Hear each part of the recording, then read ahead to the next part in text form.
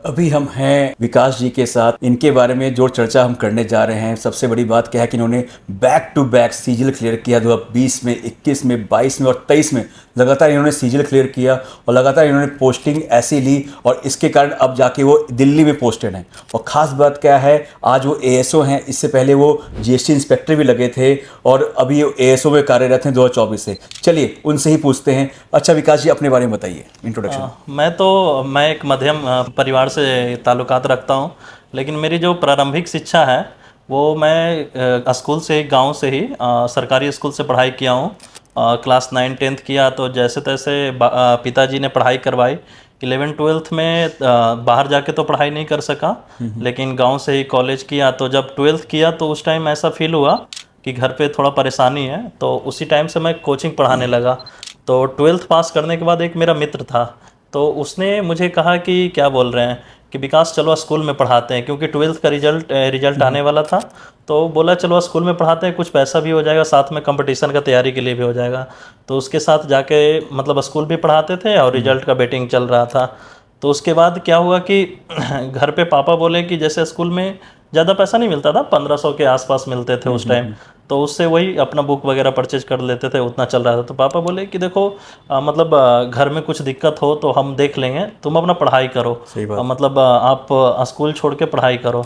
तो गार्जियन ने किसी टाइप का प्रेशर नहीं दिया, तो मैं घर पे ही रह के फिर पढ़ने लगा और फिर बच्चों को कोचिंग भी देता था। तो जो बच्चे आते थे उसके साथ, तो सबसे पहले मेरा जो सिलेक्शन हुआ था एसएससी एमटीएस में हुआ था। अच्छा, मेरी journey SSC MTS income tax में हुई थी। कहाँ कब हुआ था आपका एमटीएस में? ये मेरा 2021 में मैं ज्वाइन किया था। ऐसा तो अच्छा। 2019-20 के आसपास एग्ज़ाम हुआ था, लेकिन कोरोना के कारण ज्वाइनिंग लेट हो गई थी। तो 21 में ज्वाइनिंग हुआ था। तो उसके बाद से मतलब रेगुलर मैं, मेरा जैसे शुरू से ही सीजीएल का तैयारी करता था। मैं बच्चों को कहना चाहूँगा कि देखिए, अगर आप एसएससी सीजीएल का तैयारी कीजिएगा तो एसएससी एमटीएस और सीएचएसएल सीपीओ ये सारे एग्जाम ऐसे ही निकल जाएंगे। सही बात है। क्योंकि अगर आप हायर लेवल का तैयारी कीजिएगा तो नीचे का ऑटोमेटिक हो जाता है। तो सीजीएल का देते देते पहले मेरा एमटीएस में ज्वाइनिंग हुआ, तो 1.5 साल के आसपास रहे थे। तो वही सीजीएल 2020 वाले दिए, तो उसमें जीएसटी इंस्पेक्टर चेन्नई में मेरी पोस्टिंग थी, चेन्नई जोन मिला था। तो पौंडीचेरी में 1.5 साल पोस्टिंग रही। लेकिन उसी दौरान मम्मी का तबीयत काफ़ी ख़राब रहता था, तो मैं सोचता था कि घर पे के आसपास पोस्टिंग हुई हो तो। लेकिन जिस तरीके से घर में मतलब जितना परेशानी से गार्जियन पढ़ाए थे, तो मम्मी ज़्यादा समय साथ नहीं रही, तो उनका देहांत हो गया 2023 में। तो घर में कुछ प्रॉब्लम्स वगैरह चलने लगे, तो हम सोचे कि एग्ज़ाम देते हैं, जिससे सीजीएल का फिर से एग्ज़ाम देते हैं कि जिससे घर के आसपास पोस्टिंग मिल जाए। तो उसके बाद मेरा जब पेपर दिए तो मुझे लगा कि होम पोस्टिंग मिल जाएगी, लेकिन वो मिला नहीं। तो दिल्ली में फिर एएसओ 2023 बैच से 2024 में ज्वाइनिंग की। तो इस तरीके से अब तक का मेरा सफ़र रहा। तो आप देख सकते हैं, नालंदा बिहार से विकास जी हैं और इनका जो परिवार, इनके जो फादर थे एक किसान थे और उन्होंने लगातार एक ही बात कही कि भाई तुम अपना पढ़ाई करो और हम लोग देख लेंगे। तो ये जो आपको जो मूल मंत्र आपके फादर ने बताया, कहा, ये मुझे लगता है कि 2017-18 की बात होगी। ठीक है, आप लगातार तब से अपनी तैयारी स्टार्ट कर दिए होंगे। तो ये जो मूल मंत्र आपके फादर ने कहा कि हम अपना, तुम लोग अपनी तैयारी करो, हम इधर अपना सब कुछ देख लेंगे। और एज अ देखिए, किसान होना और किसान के जो आपको पता है इकोनॉमिकली कैसे रहते हैं, और उसके बाद बच्चों को पढ़ना, क्योंकि आप खुद अकेले नहीं, आपके भाई बहन भी हैं, तो उनको भी पढ़ाना। 3 भाई और 1 बहन है। 3 भाई और 1 बहन और खुद आप, तो मान के चलिए भाई सबको पढ़ाना और सबको लेके चलना और बहुत मुश्किल उनका काम। जो मंथली इनकम था, मान के चलिए 5,000 के आसपास उस टाइम रहता था। जी जी। तो उस 5-10 हज़ार में आपको घर भी चलाना है, बच्चों को पढ़ाना भी था। तो वो तो हमारे स्कूल में ऐसे प्रिंसिपल थे जो कि स्कूल का जो फीस रहता था वो 5-6 महीने बाद भी ले लेते थे। और कोचिंग जो हम क्लास 10th में करते थे वो मात्र 100 रुपये पर मंथ लगता था। तो वैसे जगह मेरी पढ़ाई हुई कि टीचरों का भी काफ़ी समर्थन रहा, जिस कारण से ये पॉसिबल हो सका। नहीं तो थोड़ा मुश्किल तो होता है। नहीं, बिल्कुल, आप 5 शहर किसी की आय हो और 4 बच्चों को पढ़ाना बहुत मुश्किल काम है, और पूरे परिवार को खाना भी खिलाना है और पढ़ाना भी है, तो बहुत मुश्किल काम है। ये तो मैं भी समझ रहा हूँ, आप कोई भी समझ सकता है इस बात को, कोई भी रिलेट भी कर सकता है। तो ये जो परेशानी थी फिनेंशियली, और आपको जो लगता था, क्या कभी वो आपके बाधा आई कि भाई नहीं यार, ये फिनेंशियली मुझे बहुत दिक्कत है, तो मुझे पढ़ाई नहीं करना चाहिए, मुझे और कुछ करना चाहिए, तो लेकिन आपने अपना फोकस किया पढ़ाई की ओर, और आज आप 4 बार एसएससी निकाल के बैठे हैं यहाँ पे। तो इस मानसिकता को आपने कैसे चेंज किया, कैसे बनाया? देखिए, बच्चों को मैं कहना चाहता हूँ कि मेरा जो कभी सब लोग कहते हैं कि भैया डीमोटिवेट होते सही हैं, बात तो मेरे लिए सबसे बड़ा जो मोटिवेशन का स्रोत था मेरी मेरी माँ थी। तो उनको हम देखते थे कि उनके लिए कोई वैसा नहीं है कि न डेली मतलब कहीं न ड्यूटी जाना है न कहीं जाना है, ठीक है उनको। तो फिर भी देखते थे 4 बजे सुबह से उठ के एकदम रूटीन फॉलो करती थी कि सुबह उठना है, खाना बनाना है, बच्चों का कपड़ा धोना है ये। तो जब हम ये देखते थे कि माँ अगर इस तरीके से रूटीन से डिसिप्लिन मैनर में चल सकते हैं, तो मेरे जीवन में तो बहुत बड़ा लक्ष्य है कि हम आगे कुछ कर सकते हैं। सही बात। तो प्रेरणा मुझे यहीं से मिली कि आखिर माँ अगर इस तरीके से डेडिकेशन डिसिप्लिन के साथ मतलब 4 बजे सुबह उठना है, खाना बनाना है, बच्चों को स्कूल के लिए तैयार करना है, बर्तन धोना है, जो भी मतलब जो डेली का रूटीन होता है वो फॉलो कर सकती है, तो हम आखिर क्यों नहीं कर सकते? हमारे जीवन में बहुत सारे अभी बहुत कुछ पड़ा हुआ है लाइफ में। तो सबसे बड़ी सीख, बच्चों को कभी डिमोटिवेशन फील हो तो मैं कहूँगा आप अपनी माँ और बाबूजी को देख लीजिए काम करते हुए, आपका कहीं मोटिवेशन की या कोई वीडियो देखने की ज़रूरत नहीं पड़ेगी। घर में माँ बाप से बड़ा कोई मोटिवेशन नहीं होता है। तो इस तरीके से मतलब कभी डिमोटिवेट भी होता था तो माँ की आंखों में देखता था, लगता था कि नहीं वो एक सपना पाले हुए हैं कि मेरा बेटा अफसर बने या जो भी बने, मतलब कुछ लाइफ में अच्छा करे, अपने पैरों पे खड़ा हो जाए, अपने हिसाब से कमाए। हाँ, तो मेरे लिए सबसे बड़ा मोटिवेशन का जो स्रोत थी वो माँ थी कि मतलब उनका जो डेली का रूटीन देख के तो मैं अपने आप कैसे हमेशा ऐसा करता था। और एक बात और बच्चों को बताना चाहूँगा कि वो कहते हैं कि अगर रिजल्ट नहीं हुआ तो मैं भी कभी कभी ऐसा ख्यालात सबके मन में आते बिल्कुल हैं। आएगा। तो मैं इस तरीके से अपने आप को कहता था कि अगर रिजल्ट ना भी हो ना तो इस तरीके से आप नॉलेज ले लीजिए कि आप अगर कहीं सिलेक्शन ना हो तो कोचिंग भी पढ़ा के आप 40-50 हज़ार रुपये आराम से कमाइए। तो मेरा ये था कि नॉलेज क्या कर रहे हैं कि अगर आपके पास नॉलेज होगा तो कुछ ना कुछ लाइफ में जरूर अच्छा कर लीजिएगा। तो मेरा मेन पर्पस यही था कि नॉलेज के पीछे जाओ, ये क्या बोलते हैं, इसके पीछे नहीं जाना है। सही बात है। तो आप नॉलेज को परस्यूट कीजिए कि हमको नॉलेज का पीछा करना है। तो अगर आप नॉलेज के पीछे जाओगे तो रिजल्ट ऑटोमेटिक आपके साथ आएगी। मैं विकास जी, यह कहने का मतलब कि फाउंडेशन अपना बनाओ, ठीक है, बार बार एक तरफ मत भागो, एक ही टॉपिक को लगातार आप पढ़ रहे हो उसके कोई फायदा नहीं है। आप फाउंडेशन पूरा क्लियर करो, ताकि देखिए हम सरकारी नौकरी की बात करें तो फाउंडेशन यहाँ पे क्लियर करना है। जितना फाउंडेशन क्लियर करोगे, भाई मैथ है तो पूरा प्रॉपर तरीके से अपने मैथ क्लियर किया, जीएस है तो जीएस क्लियर किया, किसी भी चीज के लिए बेसिक आपको क्लियर करना है। बेसिक तो बहुत जरूरी है। जैसे पहले हम भी बच्चों लोग जैसे डायरेक्ट यूट्यूब से वीडियो देखते हैं तो पहले हम क्या करते थे, कोई भी बेसिक बुक हो गया, जैसे आप ही का बुक हो गया, किरण या जो भी पब्लिकेशन का हो, तो उसमें बेसिक से जो मैथ दिए रहते हैं तो पहले बेसिक से मैथ को बनाइए। एक बार अगर आपका बेसिक मजबूत हुआ, फिर किसी के यूट्यूब पे वीडियो देखिए, तो फिर इससे क्या होता है कि आपका बेसिक सही होता है। तो एग्जाम में कभी कभी ऐसा समय आएगा कि आपका जो ट्रिक सीखे हैं वो काम नहीं करेगा, उस टाइम बेसिक आपका काम कर जाएगा। तो वही कहते हैं कि पहले बेसिक पे कमांड कीजिए, फिर ट्रिक ऑटोमेटिक, फिर आप सीखने में आपको सिंपल होगा। नहीं, एक सिंपल सी बात है, कोई अगर ट्रिक सिखा भी रहा है तो भाई वो भी तो बेसिक पहले पढ़ा होगा। हाँ, देखिए ट्रिक तभी तो ट्रिक तक मैं एक बात बोलना चाहता हूँ। ट्रिक बेसिकली क्या होती है कि जो आप कैलकुलेशन 5-7 लाइन में कर रहे हो ना, उसको 2 लाइन में कर लोगे। कुछ मेंटल कैलकुलेशन कर लो, कुछ यूनिट डिजिट से क्वेश्चन को सोल्व कर लो, तो इसी को ट्रिक कहते हैं। ठीक है, जैसे कि पहले हम लोग कैसे बनाते थे कि माना कि वह संख्या 1 से ऐसे करके तो वही मतलब शॉर्ट प्रोसेस कर दिए, उसी को हम ट्रिक नाम दे दिए। तो ये बच्चों को कहना चाहूँगा, बेसिक पे कमांड कीजिए। एक बार बेसिक सही हो जाएगा तो ऑटोमेटिक ट्रिक आप खुद से बना लोगे। ट्रिक कुछ नहीं होता है, 10 लाइन के क्वेश्चंस को जो आप सोल्व करते थे उसी को 2-3 लाइन में जब आप करना सीख जाओगे तो ऑटोमेटिक आपको फिर ट्रिक की भी जरूरत नहीं पड़ेगी। और वो ट्रिक एक बार में नहीं आता, एक बार में नहीं, वो आपको 6 महीने 7 महीने 8 महीने लगातार प्रैक्टिस करने के बाद आता है। चीज़ है। देखिए मतलब मेरा जैसे रहता था कि डेली, बच्चे लोग विश्वास नहीं करेंगे, कम से कम मैं 2 से 3 साल मिनिमम 13 से 14 घंटे रेगुलर पढ़ाई किया हूँ उस डेडिकेशन के साथ। मतलब कोई कहता है ना 6 महीने में रिजल्ट हुआ, मैं वो कभी नहीं कहता हूँ। मेरा 2 से 3 साल 12 से 14 घंटा रेगुलर पढ़ाई किया हूँ, उसके बाद ये रिजल्ट हुआ है। बार बार regular practice, daily 2-3 mock test लगाना, तो ऐसे रिजल्ट होता है। कि ऐसा नहीं है जो बोलते हैं 6 महीने में रिजल्ट हो गया तो उनका उस टाइप का फाउंडेशन होगा या वो झूठ बोल रहे हैं। बिल्कुल तो वो चीज़ें हैं, क्योंकि आप देखिए इतना कंपटीशन है, आप देख सकते हो कट ऑफ किस टाइप से जा रहा है। आपका 80% से ऊपर मार्क्स आएगा तब आपका सिलेक्शन होगा। प्रीलिम्स का कट ऑफ देखिए, मेंस का देखिए, तो वो तभी संभव है जब आपका मोर एंड मोर प्रैक्टिस हो। तो इसके लिए समय तो जरूरी है, समय दीजिएगा तभी फिर समय आपको समय देगा। नहीं, और सबसे सिंपल बात है कि भाई बहुत लोग इन्फ्लुएंसर्स हो गए या यूट्यूब पे हो गए, कोई टीचर हो गए जो आज के डेट में भ्रमित करते हैं, ठीक है, उससे बचना होगा बच्चों हाँ, को। उससे तो बचना होगा। देखिए बात है कि यूट्यूब पे जैसे बहुत सारे टीचर है, तो आज के डेट में कहूँगा कि थंबनेल वाला यूट्यूब बन गया। हाँ, थंबनेल वाला यूट्यूब बन गया है कि जो जिस टाइप का थंबनेल बना दिया वो देखेगा। जितना चीखे चिल्लाए उस टाइप से वो पॉपुलरिटी गेन करेगा। तो आपको देखिए, आपको टीचर के ये नहीं जाना है कि किसका पॉपुलर है, कि आपको देखना है कि कहाँ से मुझे नॉलेज मिलना है। एक स्टूडेंट का मेन पर्पस होना चाहिए ना, हमको कहाँ से नॉलेज बने। जैसे मैं अपना एक उदाहरण देना चाहता हूँ कि मैं मोस्टली, ऐसा नहीं बोलना चाहिए कि कमज़ोर लोगों से दोस्ती नहीं करो, लेकिन मेरा रहता था कि जो क्लास में सबसे टैलेंटेड स्टूडेंट रहता था उससे मैं ज़रूर दोस्ती करता था क्योंकि मुझे लगता था कि उससे कुछ सीख सकूं। तो आपका हमेशा लर्निंग पे जोर होना तो चाहिए। इसका मतलब ये भी था कि आप अपने आप कमजोर समझते थे, हाँ, अपने आप को अपग्रेड कर हाँ, रहे मैं थे, अपने आप को कमजोर, अपग्रेड कर रहे थे अपने मेरा आप को। पहले जो था मैथ में, मैं बहुत डरता था मैथ में।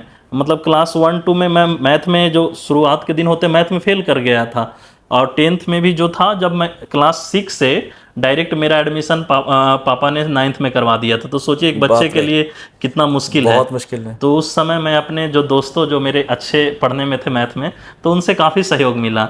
तो हमेशा जैसे कहते हैं ना कि जैसी संगति रहिएगा वैसा रंगत आएगा। तो आपको हमेशा अच्छे लोगों के संगत में रहना है। नहीं, सही बात है भाई। एक टिप है, देखिए कमजोर और यहाँ पे अच्छे की बात नहीं, यहाँ पे ये टिप है कि भाई मुझे अगर मैथ नहीं आता है तो भाई मैं उसके पास जाऊंगा जिसको मैथ आता है। मुझे रीजनिंग नहीं आती, मैं उसके पास जाऊंगा जिसको रीजनिंग आती है। मैं उसके पास तो नहीं जाऊंगा जिसको मैथ नहीं, तो उसके पास जाऊंगा कि भाई जिसको मैथ नहीं है तो उसके पास चला जाऊंगा, तो क्या फायदा होगा, ना उसको आया ना मुझको आया। तो भाई इसका मतलब ये है कि अपने आप को अपग्रेड करना है।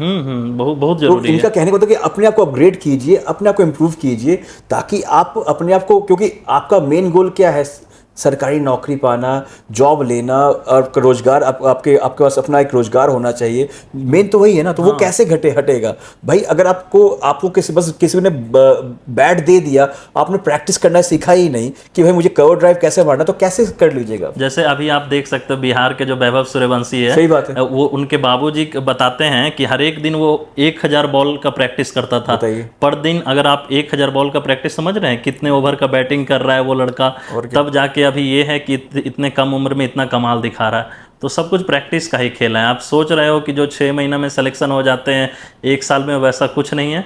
निरंतर 12 से 14 घंटे पढ़ने पड़ेंगे तभी कुछ होगा। वैभव सूर्यवंशी हो गए, या अगर आप विराट कोहली का देख लें, वो 9 साल की उम्र से उसने क्रिकेट स्टार्ट कर दिया, लगातार वो प्रैक्टिस कर रहा है, हर चीज छोड़ के वो लगातार क्रिकेट की प्रैक्टिस। आज वो क्रिकेट में इतना बड़ा नाम कमाया उसने। तो ये चीज़ तो ऐसे ही होगा ना। प्लस कहीं ना कहीं देखिए, आज की डेट में बच्चे को ये समझना पड़ेगा भाई शॉर्टकट तो कुछ नहीं है इतने भीड़ में। ठीक है कि हाँ, किसी को कोई अगर शॉर्टकट बोल रहा है तो माइट भी एक बंदा या 2 बंदा ऐसा होता है कि जिसको ऐसा मिल जाता है, लेकिन एवरेज बच्चे तो वही है। 16,000 में से तो 15,000 बच्चे तो वही है ना, जो कहते भाई लगातार मेहनत कर रहे हैं। ज्यादातर तो वही है। तो मेहनत करके ही मिलने वाला लास्ट। बिना मेहनत का तो आप सोचिएगा, जैसे आपने सचिन तेंदुलकर का कहना सुना होगा कि सक्सेस का कोई शॉर्टकट नहीं होता है। तो वही है, निरंतर मेहनत तो करना ही पड़ेगा। मेहनत करना। और सबसे बड़ी बात है, विकास जी सीखे ना, उन्होंने क्या कहा कि भाई 6 से लेके 9th में पहुंच गए। 9th में मुझे मैथ नहीं आती थी, मैं मैथ सीखने के लिए प्रयास किया। ऐसा कि मेरा 9th में, मतलब मैथ में हम इतने कमजोर थे कि मतलब जैसे ही मैथ का क्लास आता था तो डर से सोचते थे कि कब ये क्लास खत्म हो जाए। इस टाइप का डर था मेरा। और लेकिन जब 10th का एग्जाम दिए तो जिस स्टूडेंट्स अपने दोस्त से सीखा था मैं मैथ, उसका स्कोर मैथ में 85-86 था, मेरा 90 स्कोर था। तो जिससे मैं सीखा उसके स्कोर को भी ये किया। तो देखिए सबसे बड़ी बात क्या है कि मैथ, एसएससी में मैथ बहुत इंपॉर्टेंट है। और उन्होंने मैथ अच्छी कर ली, इसलिए आज वो यहाँ बैठे हैं और सिलेक्टेड है। एक एग्जाम नहीं, 4 बार सिलेक्शन पाया है, वो भी एसएससी के अंदर। और वो भी सर, बात ये है कि जब एमटीएस का जॉब करते हुए सिलेक्शन लेना वो मुश्किल होता है। बहुत सारे बच्चे रहते हैं जो सिलेक्टेड होते हैं एमटीएस वगैरह, वो पूछते हैं भैया सिलेक्शन के बाद कैसे पढ़ाई करें। तो देखिए आपका जो जॉब होता है वो 10 से 5 या 6 रहता है। तो सुबह 4-5 बजे उठिए, 5 बजे से लेके 8 बजे तक पढ़ लीजिए, रात में 2 घंटे पढ़ लीजिए। तो टाइम मैनेजमेंट बहुत बड़ा स्किल है। सही बात। अगर आप टाइम मैनेजमेंट करना सीख जाइएगा तो फिर बाकी चीज़ें ऑटोमेटिक हो जाएगी। तो वो टाइम मैनेजमेंट पे बच्चों को ध्यान देने की आवश्यकता है काफ़ी। जैसे कि आपके टाइम पे भी सोशल मीडिया थी, फेसबुक, इंस्टाग्राम, यूट्यूब, बहुत कुछ है। तो लेकिन मैं एक बात बोलना चाहूँगा, फेसबुक इंस्टाग्राम मैं सिलेक्शन के बाद ही ये डाउनलोड किया हूँ। उससे पहले मैं एक बार बहुत पहले क्लास 10th के समय मेरा भाई वो डाउनलोड करवाया था, लेकिन मैं फिर उसको डिलीट कर दिया था क्योंकि डिस्ट्रैक्शन एक चीज़ है ये आप फेसबुक इंस्टाग्राम से जितना हो सके सोशल मीडिया से दूर रहिए, ठीक है। आपको अपना पढ़ाई करना है, टेलीग्राम से जुड़िए, टेलीग्राम पे पीडीएफ मिलता है। मतलब मेरा ये कहना है कि जहाँ से नॉलेज मिल सके उन सब प्लेटफॉर्म पे रहिए। फालतू में आप रील्स देखने ये समय में समय बर्बाद कीजिएगा तो एक रील्स के बाद दूसरे स्क्रॉल करते रहेंगे तो आजकल बहुत और उस एल्गोरिथम में फंस जाएंगे। हाँ, वो उसमें फंस जाएंगे। और एक टिप और आपसे बच्चों के लिए कि भाई बच्चे आज के डेट में, जैसे मैं भी देखता हूँ बच्चों से बात होती है तो बच्चे कहते हैं कि सर आज इन्होंने ये कंट्रोवर्सीज होती है थी आज के यूट्यूब में, पता नहीं एक खेल चल गया है कंट्रोवर्सीज का, और बच्चे उसमें योगदान पूरा देते हैं। वो क्योंकि देखता कौन है, व्यू कौन बढ़ा रहा है, बच्चे बढ़ा रहे हैं। तो बच्चे जो, और नॉन सिलेक्टेड बच्चा ज्यादा देखता है, सिलेक्टेड बच्चों को कोई मतलब ही नहीं है, उसको कोई वो तो आगे निकल चुका लाइफ में, क्या मतलब किसी शहर से। तो वो नॉन सिलेक्टेड बच्चों के लिए आप क्या टिप देंगे, क्या कंट्रोवर्सी में फंसना चाहिए, देखना चाहिए, मजे के लिए, फन के लिए क्या करना चाहिए? देखिए, हम बच्चों को कहना चाहेंगे कि एक बार पहले सिलेक्शन ले लीजिए, फिर आप भी इन चीज़ों को देखिएगा, अभी इन सब और हंसिएगा उसके बाद। हाँ, फिर आप भी हंसिएगा। तो जितना हो सके इन सब चीज़ों से दूर रहिए, क्योंकि बेसिकली उन लोगों का भी मोटो होता है कि ज़्यादा से ज़्यादा उनका पीआर बढ़े, ठीक है, ज़्यादा से ज़्यादा लोगों तक रीच बढ़े, व्यू बढ़े। उनका मेन मकसद ये रखता था। देखिएगा आपस में लड़ेंगे फिर कल को वो मिल भी जाएंगे, तो फंसता कौन है यहाँ पे? बच्चे फंसते हैं, उनका टाइम कंज्यूम हो रहा है, ठीक है। तो उनका जो अपना कीमती समय अपने पढ़ाई को दे सकते थे वो देख रहे हैं, टीचर का कंट्रोवर्सी देख रहे हैं, तो आज क्या चल रहा है, किनके बीच क्या लड़ाई चल रहा है, उनसे आपको कोई लेना देना नहीं है। आपका स्टूडेंट लाइफ ऐसा एकदम सन्यासी की तरह जीवन जीना है आपको, ठीक है। बिल्कुल। कि आपको कुछ हो रहा है, बस आपको देखना है कि कहाँ से हमको करेंट अफेयर्स का वीडियो देख लिए, फिर अपना यूट्यूब रख दिए, मतलब फ़ोन रख देना है साइड में। तो हमको बस अपने काम से मतलब रखना है। सही बात। मतलब आपको एकदम सेल्फिश की तरह यूट्यूब चलाना है कि हमको जहाँ से जो नॉलेज लेना है बस उसको लेना है, हेल्दी टिप्स जहाँ से मिले वो ले लेना है। जैसे लगे कुछ फालतू बात बोली जा रही है, शेरो शायरी चल रही है, ये के फलाना क्या क्या नहीं, वो किसी पे सेक्सुअली कुछ कमेंट कर दिया तो उस पे ज्यादा बच्चे ध्यान देते हैं, तो उन सब चीजों से बचना है। हाँ, और एक चीज और बच्चों को कहना चाहूंगा कि अगर आपको यही सब मनोरंजन ही करना है तो मैं मनोरंजन के लिए क्रिकेट खेल लिया करता था। तो मतलब आउटफील्ड जाइए, जहाँ पे अगर आप, क्या पता वैभव सूर्यवंशी बन जाए। नहीं, वैभव सूर्यवंशी बात अलग नहीं, वो आपकी फिजिकल फिटनेस के लिए बात है। अगर आप मतलब फिजिकली फिट रहिएगा तो आप हेल्दी रहिएगा, तो पढ़ाई पे भी ज्यादा फोकस रखिएगा। तो बच्चों को कहना चाहूँगा कि आप ये सब रील्स वगैरह देखने के अलावा आप क्रिकेट खेल सकते हो, 1 घंटे बैडमिंटन खेल सकते हो, कोई स्पोर्ट्स खेलिए। सही बात। मतलब स्पोर्ट्स में रुचि रखिए, आप उससे इंजॉय कीजिए, ठीक है। देखिए, स्पोर्ट्स एक चीज़ और सिखाता है कि आपको कंपटीशन की भावना लाती है, ठीक है, आपको डिसिप्लिन सिखाता है, डेडिकेशन सिखाता है। तो आप रील्स देखने के बजाय 1 घंटे 2 घंटे स्पोर्ट्स को दिया कि मैं घर जाता हूं तो डेली 1 घंटे खेलता हूं, बच्चों के साथ ही खेलता हूं। तभी देखिए फिट है। हाँ, बच्चों के साथ भी खेलता हूं। 5 साल से लगातार जॉब में, अभी भी इनकी तो नहीं निकली है। हाँ, तो मतलब फिट है। हाँ, तो वही मतलब है कि खेलना जरूरी है। बिल्कुल बिल्कुल, कोई ना कोई स्पोर्ट्स खेलिए। आपको देखिए एक जो आपका हेल्थ है वो अगर आप मेंटेन नहीं करते हैं तो आप किसी भी काम में आप सही से नहीं रह सकते। कोई कभी 100% नहीं दे सकते हैं। आप बीमार रहिएगा तो फिर कैसे पढ़ाई कीजिएगा, तो वो कभी नहीं। आपसे ये वीडियो देखने के बाद तो बहुत लोग मोटिवेट होंगे ही होंगे, क्या आपके घर परिवार वाले भी मोटिवेट हुए आपसे आज आपने सिलेक्शन लिया तो? हाँ, बिल्कुल मोटिवेट होते हैं। जैसे देखिए, मेरे घर में ही, अब मेरे गांव का कहानी बताता हूँ कि जो बच्चे, पहले मेरे गांव में ऐसा कहावत था कि बिना पैसा दिए नौकरी नहीं लगता है। अब जब से मेरा नौकरी लगा, मेरे बाद मेरे मंझले भाई का नौकरी लगा है, वो सीआरपीएफ में सब इंस्पेक्टर है, छोटा वाला तैयारी कर रहा है, थोड़ा सा से उसका सिलेक्शन रुक जा रहा है। तो मतलब और भी गाँव में भी लोग अब ऐसे हैं कि बाहर रह के, पटना में रह के पढ़ाई कर रहे हैं। पहले जो कहते थे कि बिना पैसा का सिलेक्शन नहीं होता, मतलब घूस देना होता है, तो वो मानसिकता को मैंने चेंज किया है काफ़ी हद तक लोगों में। अब लोग जागरूक भी हुए हैं और बाहर पढ़ाई करने के लिए भी बच्चों को भेज रहे हैं। मतलब गांव में क्या माइंडसेट होता है ना कि बाहर पढ़ा के क्या होगा, नौकरी तो लगता नहीं है, इतना बेरोजगारी है। तो उस निगेटिविटी से आपको बाहर आना है, ठीक है।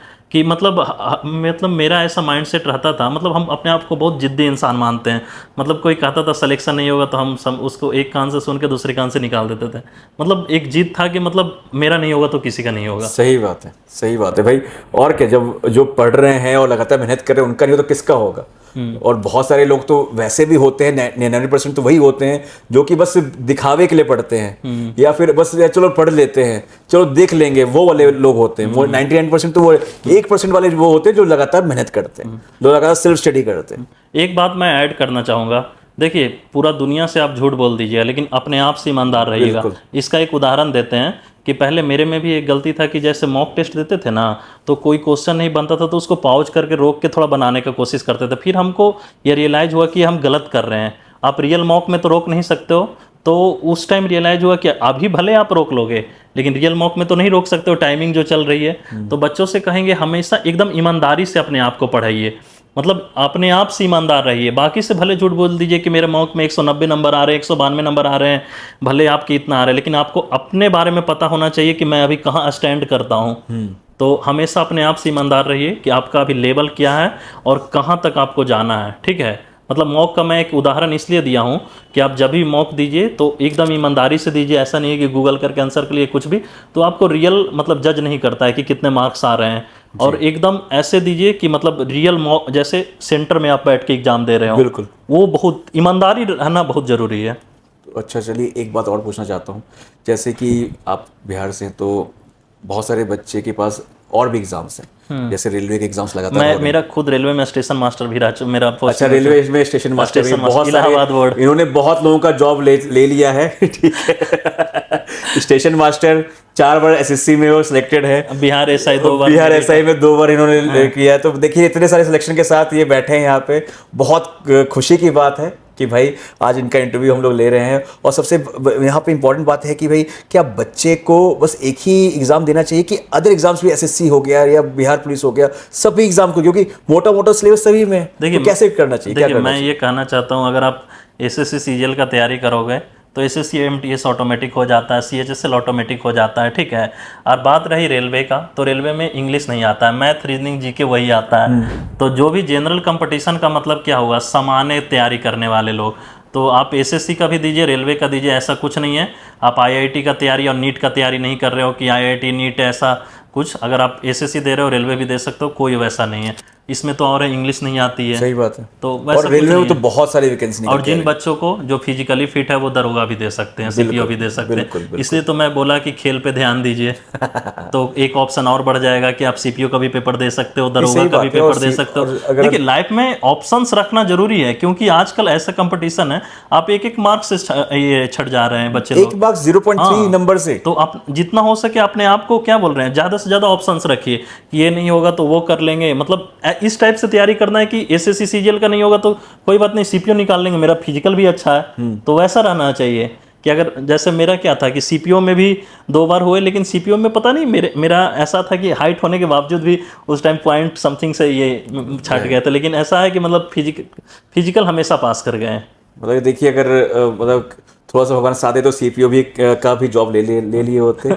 उसको भी वहाँ पे भी मतलब कि देखिए कहने का मतलब ये है कि जो बच्चा सफल होता है वो हर चीज में सफल हो जाता है। हाँ देखिए वो क्योंकि उनका माइंडसेट बन जाता है कि भाई पेपर तो देखो भाई ऐसे ही आना है, बस मुझे वहां पे अपना पिन पॉइंट कर देना है, बिल्कुल इधर उधर नहीं भागना ज्यादा। बिल्कुल तो कहीं ना कहीं देखिए विकास जी, मैं बस ये पूछना चाहता हूँ आपसे, जो बच्चों को अगर आप कोई टिप्स देना चाहेंगे कि भाई क्या किस तरह से अगर वो अपना रूटीन बनाते हैं तो किसी को फॉलो करना चाहिए रूटीन बनाने के लिए? किसी सर ने बताया कि भाई ऐसे रूटीन बनाओ तुम्हारा हो जाएगा, ऐसा करो तो वो हो जाएगा, तुम वैसा नहीं करोगे तो तुम्हारा तो पक्का सिलेक्शन नहीं होगा। क्या ऐसा चीज़ें हो सकती हैं क्या? नहीं, ऐसा देखो हम अपने बारे में बताना चाहते हैं कि कभी किसी टॉपर्स का रूटीन फॉलो मत करो, क्योंकि एवरी ह्यूमन बींग दूसरों से भिन्न होते हैं। तो आपको कभी किसी टॉपर्स का कुछ सीख सकते हो कि वो कहाँ से पढ़ा है, लेकिन कभी किसी का रूटीन फॉलो नहीं कर सकते। एक उदाहरण देता हूँ कि जैसे कि कोई बच्चे हैं जो कोचिंग पढ़ रहे हैं, कोई बच्चों को घर में काम करते हैं, बहुत ऐसे लोग हैं जो मजदूरी करके पढ़ाई करते हैं।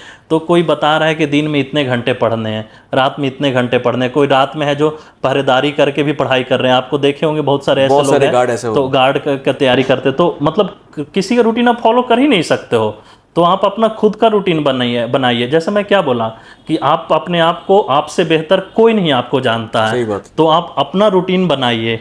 और रही बात कि कोई टॉपर बोलता है यहाँ से ये पढ़ो वहाँ से वो पढ़ो, तो एक बार आप देख सकते हो कि वो सोर्स कैसा है, तो आप उसको देखोगे, फिर खुद से एनालाइज करो कि अगर आपको लग रहा है कि ये मेरे पे फिट बैठ रहा है तब उसको ये करो। कभी किसी का अंधभक्त नहीं बनना है कि वो यहाँ पे बोल दे तो वही पढ़ना है, ठीक है। हमेशा याद रखो you are the best.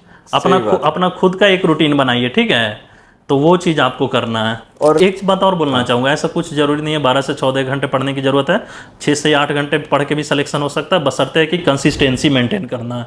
Consistency is the key to success का मतलब ये है कि भाई एटलीस्ट 1 साल 1.5 साल आपको कंसिस्टेंसी मेंटेन करनी है। ऐसा नहीं कि भाई 1 महीना पढ़ लिया फिर 15 दिन छोड़ दिया, फिर आप 0 पे आ जाओगे। 1 महीने की बात कर रहे हैं, 8 दिन बच्चे पढ़ते हैं, फिर 2 दिन वो सुस्त पड़ जाते हैं। 1 महीने तो कितने लोग वो भी नहीं मेंटेन कर पाते हैं, तभी तो सिलेक्शन नहीं होता। तभी तो सिलेक्शन नहीं होता ना। कंसिस्टेंसी का मेरा कहने का मतलब है 8 घंटे ही पढ़े, लेकिन डेली पढ़े आप। लेकिन देखिए ऐसा हो सकता है कि महीने में 1-2 दिन कुछ घर में वैसे मान लो बिजी शेड्यूल हो गए, कोई गेस्ट आ गया, तो उस दिन को आपको इंक्लूड नहीं करना है। 1-2 दिन वैसे चल जाते हैं, लेकिन बाकी दिन कम से कम आप बहुत बार बच्चे दिखावे के लिए मैं दीपावली में घर नहीं आऊंगा, दीपावली नहीं मनाऊंगा, या होली नहीं मनाऊंगा। मैं एक बात बताना वैसे 365 दिन में वो सब कुछ कर रहे होते हैं, बस होली नहीं मनाएंगे और दीपावली, ताकि वो पेरेंट्स को खुश कर सके, देखो मेरा लाल कितना पढ़ रहा है। देखिए हम इसके लिए बताना चाहते हैं, हम होली भी मनाते थे, दिवाली भी मनाते थे, सब कुछ मनाते थे। बहुत टीचर कहते हैं बच्चों का दीपावली तभी होता है जब सिलेक्शन होता है। देखो एक बात बताते हैं, जो समय बीत जाता है वो लौट के नहीं आता है, ठीक है, या ये बात याद रखना। तो सब कुछ करते के साथ तैयारी कीजिए। मैं सब कुछ करता था, ठीक है, क्रिकेट भी खूब खेलता था, दिन भर क्रिकेट खेलता था जब मन होता था तो, क्योंकि मुझे पता है कि जब पढ़ना है तो पूरे दिल से पढ़ूंगा, जब खेलता हूं तो पूरे दिल से खेलो। सही बात। तो वही है कि ऐसा कुछ जरूरी नहीं है कि दिवाली नहीं मनाएंगे, होली नहीं मनाएंगे तभी सिलेक्शन होगा। एक दिन से क्या होना है, ये बस नौटंकी है, ठीक है, और कुछ नहीं। ये मिथ है, सुपरस्टिशियस है, नहीं ये कुछ टीचरों का, कुछ मसीहा का कहने का मतलब कि सुपरस्टिशियस बने रहिए, उनकी बात सुनते रहिए कि भाई ये मत करिए वो मत करिए, लेकिन सब लोग और सब कुछ करते हैं। और देखिए यहाँ पे साक्षात ये बैठे हैं, क्रिकेट खेलते हैं, लगातार पढ़ाई करते हैं और मेहनत करते हैं एक्यूरेसी के साथ। मैं 100 मीटर रेस में भी हमेशा 11 से 12 सेकंड में दौड़ता हूँ, 11 से 12 सेकंड के आसपास। तो मेरा शौक रहा है कि मतलब स्पोर्ट्स में हमेशा से इंटरेस्ट रहा है। बहुत अच्छी बात। आप विकास जी को ऐसे देख सकते हैं कि भाई वो फोकस्ड है, सेल्फिश फोकस्ड अपने लिए। हाँ, अपने लिए भाई। जब तक मुझे अपना गोल नहीं मिल जाता, मैं क्यों किसी के लिए सोचूं? मैं बस अपने लिए सोचूंगा भाई पहले मुझे गोल प्राप्त करना है। आपने एमटीएस क्लियर किया, उसके बाद आप नहीं रुके, आपने उसको एसएससी क्लियर किया, उसके बाद नहीं रुके, आपको साउथ में पोस्टिंग मिली, उसके बाद आप नहीं रुके, आपने उसको नॉर्थ में पोस्टिंग मिली, सबसे बड़ी चैलेंज मेरी थी। उसके बाद आप देखिए अभी भी आप रुके नहीं है, अभी भी ये बीपीएससी की तैयारी करने बैठे हुए, अभी भी ये पूछ रहे कि बीपीएससी की मुझे तैयारी करनी है, क्या आपके पास बीपीएससी बुक्स होंगी? अभी वो बीपीएससी की तैयारी कर रहे हैं। तो आप सीख सकते हैं कि भाई बंदा रुक नहीं रहा है, कि भाई जहां तक मेरे पास जब तक टाइम है मैं मेहनत करूंगा, और जब तक सफलता नहीं मिलता तो मैं मेहनत करूंगा। क्या पता कल को आप अगले साल हम बैठे हो एसडीएम की हम लोग इंटरव्यू ले रहे हैं, पॉडकास्ट कर रहे हैं। बिल्कुल हम मेरी ये कोशिश रहेगी कि बीपीएससी में सिलेक्शन हो तो एक इंटरव्यू आपके साथ जरूर हो। बिल्कुल सही बात। और मेरा एसडीएम नहीं तो डीएसपी मेरा बनना सपना है, और वो जरूर चाहेंगे कि बनने के बाद आपसे जरूर मिले। नहीं बिल्कुल। अब तो बिहार में, वैसे तो मैं खुद भी बिहार का हूँ, तो आपसे मिलने जरूर आ जाऊंगा, मुझे कोई दिक्कत भी नहीं होगी, जहाँ पोस्टिंग वही आ जाएंगे, क्या दिक्कत। इस बार मेरा बीपीएससी में रह गया, थोड़ा मेंस लिखा था, लेकिन थोड़ा बहुत अब मार्क्स आने पे पता चलेगा कि कहाँ पे क्या रह गया, लेकिन तैयारी में लगे हुए हैं, देखते हैं। नहीं कोई दिक्कत नहीं है, अपनी मेहनत करते रहना ना आप।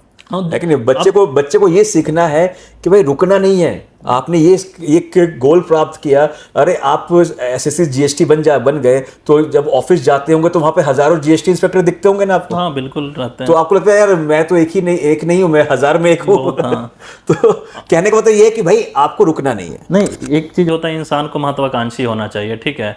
कभी आप संतुष्ट होकर, जब तक लाइफ है तब तक कुछ ना कुछ करते रहिए। सही बात। ठीक है, एक एज है कि तक ही आप तैयारी कीजिएगा, उसके बाद तो जॉब करना ही है। तो जब टाइम मिल रहा है तो कुछ करते रहिए, वो ज़्यादा बेटर है। नहीं बेटर है ना। जब तक आपके पास एज है, 28 तक का आपका एज है, तो भाई आप तैयारी करते रहो, यूपीएससी की तैयारी करो, बीपीएससी तैयारी करो। आपको मिल गया है, फिर AAO का जैसे पोस्ट आया हुआ है, तो वो चीज़ें हो गई। तो कहीं ना कहीं अगर आपको लगता है कि हाँ इससे मैं ऊपर जा सकता, तो क्यों नहीं जाए। बिल्कुल। क्योंकि भाई अगर आप वो सोचोगे नहीं तो आप कभी फिर आप वहाँ पे रुक जाओगे ना। तो बेस्ट है कि भाई आप आगे की सोचो, और जब मौका है तो क्यों नहीं सोचेगा बंदा। हाँ बिल्कुल, बच्चों को ये तो रहना ही चाहिए। तो बच्चे को ये टिप है बच्चे के लिए कि भाई आज भी ये रुके नहीं है। 4 बार सिलेक्शन ले लिया है, स्टेशन मास्टर बन चुके, हर चीज़ में सिलेक्शन ले लिया ना, बिहार एसआई में सिलेक्शन ले लिया 2 बार, वो भी। उसके बाद वो रुके नहीं, आज भी बीपीएससी की तैयारी कर रहे हैं। तो कहने का मतलब ये है कि आपको क्या स्टेप लेना है कि भाई ये टिप लेना है कि रुकना नहीं है, मेहनत करते रहना है। जब तक टाइम है, जब तक मौका है, मुझे मेहनत करना है और कंसिस्टेंसी के साथ मेहनत करना है। देखिए आज भी ये कंसिस्टेंट है, तभी तो एग्जाम दे रहे हैं, तभी तो ये कह रहे हैं कि भाई कहाँ चूक हो गई, मैं उसको देखूंगा। बिल्कुल है। वो देखिए एनालाइज करना, आपसे बेहतर कोई एनालिसिस नहीं कर सकता। जैसे आप एग्जाम दे के आए तो आप अपनी कमजोरियों को देखिए, अच्छे से एनालिसिस कीजिए कि मेरा मैथ में आखिर कुछ क्वेश्चन बने तो क्यों नहीं बने, क्या टाइमिंग के कारण नहीं बना, या पैनिक हो गए हम, या उस टाइप के क्वेश्चन का हम प्रैक्टिस करके नहीं गए थे। तो इससे 3-4 क्वेश्चन आपके मन में आएंगे कि आखिर ये क्वेश्चन बना तो क्यों नहीं बना। सही बात। जैसे आप जीके पढ़ते तो जीके में जैसे आपने 2 ऑप्शन एलिमिनेट कर लिए, तो फिर 2 ऑप्शन में फंसे, तो आप देखो कि उस 2 ऑप्शन में क्या आखिर क्या क्यों हम एलिमिनेट नहीं कर पाए। तो सारी चीज़ों का जब आप एनालिसिस अच्छे से करोगे तो आप अपने आप को बेहतर जज कर पाओगे। इसके लिए कोई टीचर आपको नहीं बता पाएगा, ठीक है। तो जब आप अपने से खुद से बैठ के एनालिसिस करोगे अपने आप को, तभी वो चीज़ें आएगी। नहीं, बिल्कुल सही बात है। और कहने का मतलब कि देखिए बहुत हम भी एग्जाम आपको अगर कोई टिप चाहिए होगा, इनका खुद का भी चैनल है, लगातार टिप्स देते रहते हैं। इंस्पेक्टर विकास के नाम से है। इंस्पेक्टर विकास के नाम से आपको कोई भी टिप लेना हो वहाँ पे जा सकते हैं। वहाँ पे आपको लगातार आज से नहीं लगातार 2 साल से लगातार अपने चैनल पे बता रहे हैं कि किस तरह से पढ़ना है हर सब्जेक्ट को। बिल्कुल टिप्स लीजिए, ठीक है। और हम लोग यहाँ बात करने आए हैं कि भाई कैसे आपको मोटिवेट किया जाए, ठीक है। टिप तो आपको दे ही रहे, हम लोग यहाँ बात करें मोटिवेट कैसे किया जाए ताकि बच्चे पढ़ें।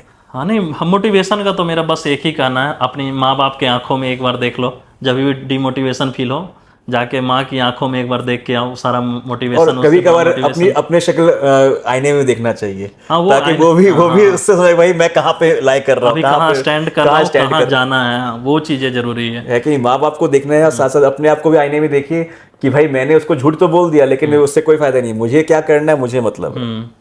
तो विकास जी, अब अगर लास्ट में अगर मैं ये आपसे पूछना चाहूँ कि भाई बच्चे को एक टिप्स देना हो, जैसे कि मतलब फॉर द थ्रू आउट जो आप 2017 में जो विकास जी थे वहाँ से आप अपने आप को लेके चलिए कि वो विकास जी जो डरते होंगे कि भाई मेरा सिलेक्शन होगा नहीं होगा, मैं कैसे आगे बढ़ूंगा, और वहाँ से डर मेरे अंदर कभी नहीं रहा है। चलिए अच्छी बात है, मतलब कि वहाँ से आप कैसे बच्चे को बताएंगे कि भाई जीरो से कैसे स्टार्ट करना था। हाँ, जीरो से मतलब सिलेबस बताना है या मतलब नहीं, बस जीरो से आप अपने आप को अपलिफ्ट कैसे करना है, किस तरह से तैयारी करनी है, क्या आपको उनको ध्यान रखना चाहिए पढ़ते समय।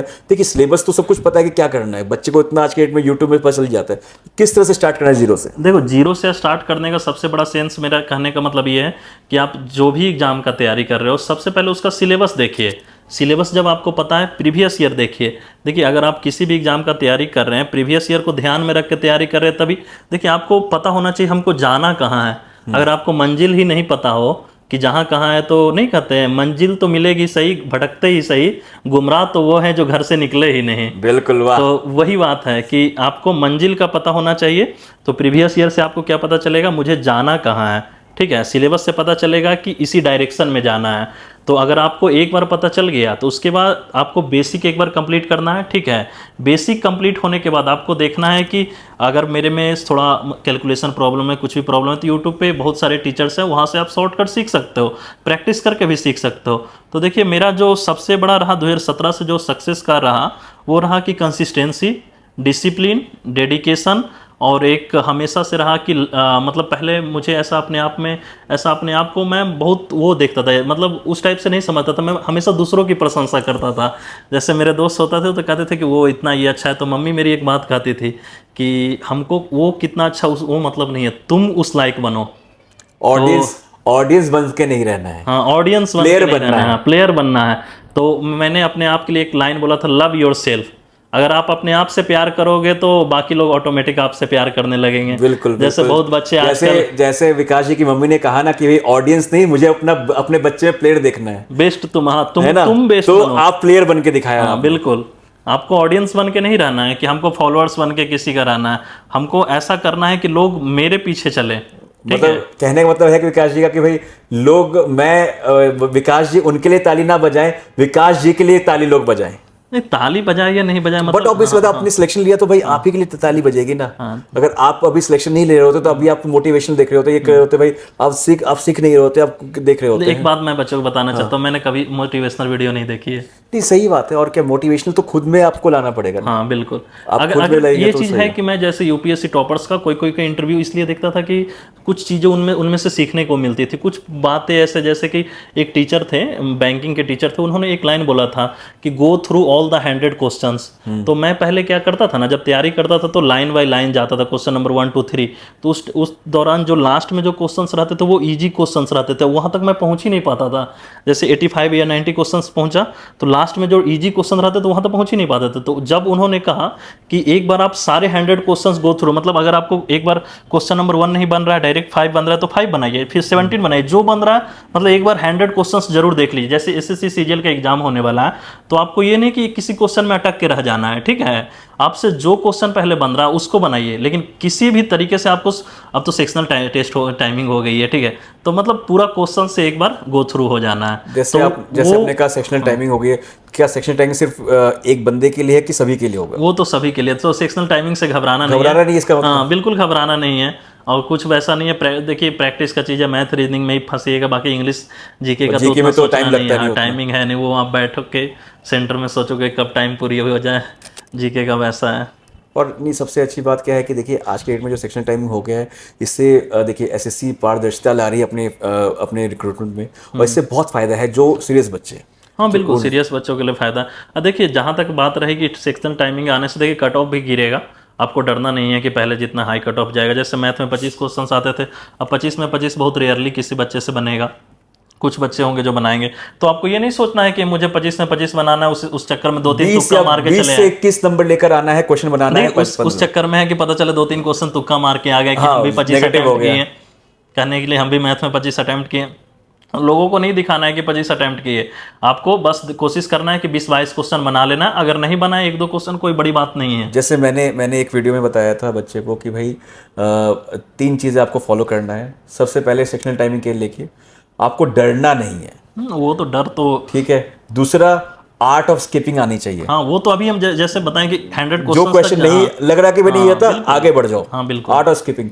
उसके बाद आपको ये फॉलो करना है थर्ड, कि भाई मुझे 20 से 22 का टारगेट लेना है, कि भाई 20 क्वेश्चन तो एवरेज रहता है, 5 क्वेश्चन में मुझे डरना नहीं है, या आर्ट ऑफ स्किपिंग करनी। हाँ बिल्कुल बिल्कुल सही, ये बिल्कुल सही चीज़ है। क्या स्किप करना नहीं जानोगे तो अटक के रह जाओगे। एक बार किसी क्वेश्चन में अटके 3-4 मिनट आपका टाइम ले वो सारे जो अच्छे क्वेश्चन थे जो बनाए वो भी नहीं बन पाए। कुछ क्वेश्चन इतने इजी होते हैं कि आप सिर्फ उसको देखो और टिक कर सकते हो, वो छूट जाएगा। सही बात। तो वो तो स्किप करना, स्किप आर्ट है एक।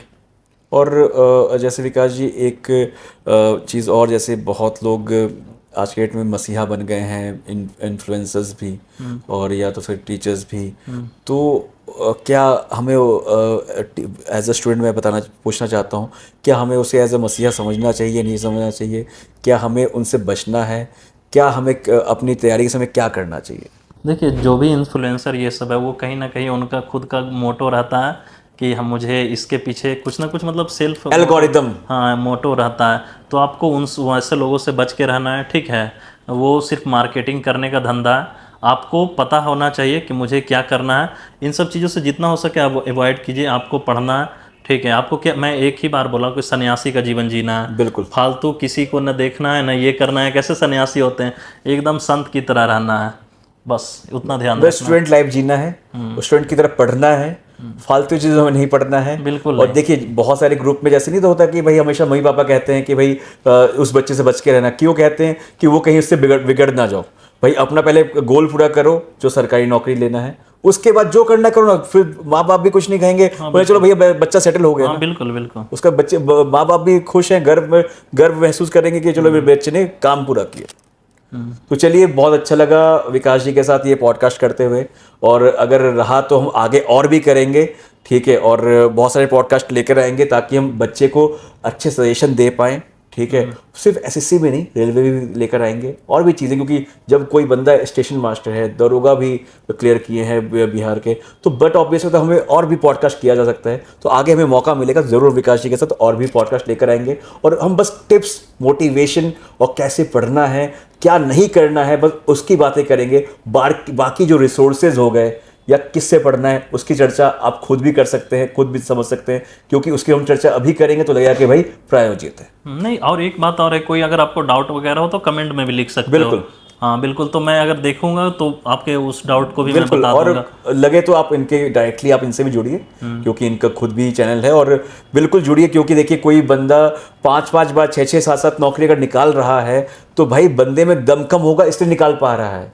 और लगातार बैक टू बैक अगर वो निकाल रहा है तो भाई बिल्कुल उसको पता है कि भाई क्या पढ़ना है, क्या नहीं पढ़ना है, क्या किसको छोड़ना है, क्या नहीं छोड़ना है। मैं ये नहीं कहूँगा कि आप बिल्कुल इन पे डिपेंडेंट हो जाइए, ये आपको बस बता सकते हैं, स्पून फीडिंग नहीं करेंगे। आपको पता है भाई ये मत करना, बस ये कर लो, उसके बाद आपको खुद भी आकलन करना है। हाँ बिल्कुल बिल्कुल, ये चीज़ें करनी है। और एक चीज़ ऐसे बता रहे हैं कि मेरे तरफ ये धारणा थी कि मेरे गांव में पहला जो सरकारी नौकरी है मेरा है, तो बहुत मुश्किल होता है कि आप निगेटिविटी से बच के नेगेटिव रहिए। माइंडसेट से बच हाँ, निगेटिव माइंडसेट से, निगेटिव लोगों से कि आपका होगा ही नहीं सिलेक्शन। तो इन सब चीज़ों से दूर रहना है, अपने आप को उन लोगों के बीच रखना है जो सकारात्मक सोच वाले हों, जो आपके सोच से मैच करते पॉजिटिव हो। वाइब्स। हाँ, पॉजिटिव वाइब्स आनी चाहिए, वो चीज़ें ज़रूरी है। कहा जाता है ना, ये man is known by the company he keeps. बिल्कुल। तो वही है, अच्छे लोगों की संगति में रहिए, तभी अच्छा होगा आपके साथ। नहीं, बहुत बहुत बढ़िया, और बहुत बहुत धन्यवाद विकास जी, बहुत अच्छा पॉडकास्ट किया हम लोगों ने, और देखते हैं बच्चों को भी बहुत अच्छी कुछ इन्फॉर्मेशन मिलेगा इससे। बहुत बहुत धन्यवाद। हाँ, एक थैंक चीज़ और बोलूँगा बच्चों जी। के कि एक लाइन हमेशा याद रखिएगा, बिलीव इन योर सेल्फ। ठीक है, अगर आप खुद पे भरोसा नहीं करोगे तो कोई आपको ये नहीं करने वाला, ना कोई आपको सिलेक्शन दिलाएगा। सही बात। आपको 2 मिनट के लिए कोई, भले ही आपका रिजल्ट नहीं हो तो 2 मिनट के लिए आपको कह दे, कोई बात नहीं, हो जाता है, लेकिन आपको हमेशा अपने आप पे भरोसा रखना है। ठीक है, सबसे बड़ा लाइन हमेशा ये लिख के रखना है, बिलीव इन योर सेल्फ।